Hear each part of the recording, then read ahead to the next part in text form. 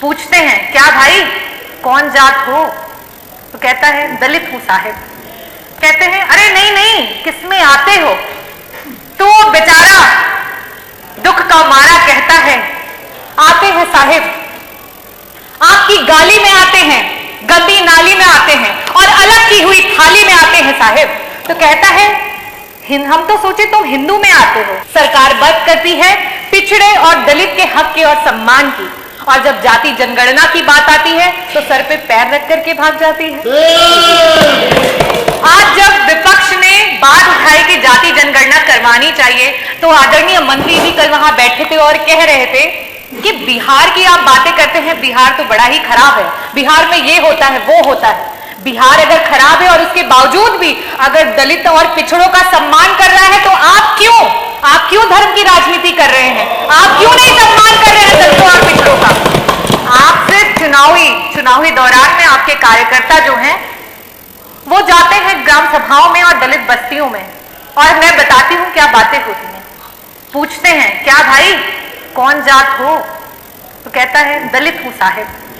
कहते हैं अरे नहीं नहीं किसमें आते हो, तो वो बेचारा दुख का मारा कहता है आते हैं साहिब, आपकी गाली में आते हैं, गंदी नाली में आते हैं और अलग की हुई थाली में आते हैं साहिब। तो कहता है हम तो सोचे तुम हिंदू में आते हो। बोले आते हैं ना साहिब, लेकिन सिर्फ और सिर्फ आपके चुनाव में। और आप हक की बात करते हैं, आपके एनसीआरबी के आंकड़े बता रहे हैं कि आपके प्रदेश में सबसे ज्यादा एससी और एसटी कम्युनिटी पे जो है वो क्राइम्स हुए।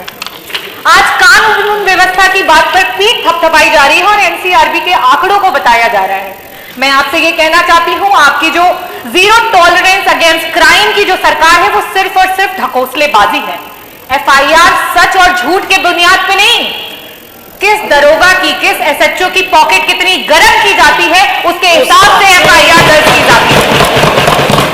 और आपको मैं एक और बात बता दूं कि जाति विशेष अमरोहा में, आपके जनपद अमरोहा में सिर्फ और सिर्फ पूरे जनपद में एक ही जात के सारे लोगों को पुलिस विभाग में डाल दिया गया था। ये तो आप लोगों को स्वयं भी पता होगा।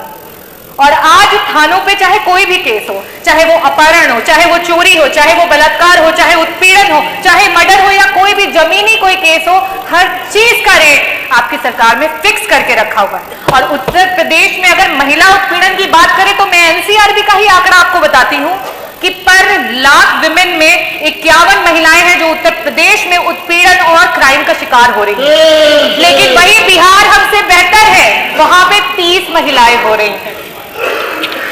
कन्विक्शन की रेट पे आप कहते हैं कि हम बहुत सारे लोगों को कन्विक्ट कर रहे हैं, लेकिन आप जिस चीज पे खुश हो रहे हैं जरा देखिए कि आपसे प्रदेश और भी हैं जो कन्विक्शन रेट में आपसे भी बेहतर है। आज आपका प्रशासन संविधान की धज्जियां उड़ा रहा है। संविधान जो कहता है कि अगर इंसाफ दिलवाने में कोई मुजरिम छूट भी जाए तो कोई बात नहीं, लेकिन किसी निर्दोष के साथ अत्याचार नहीं होना चाहिए। कानपुर देहात में वो मां बेटी जिस तरीके से जल गई, क्या वो किसी तरीके से संविधान के अनुरूप हुआ?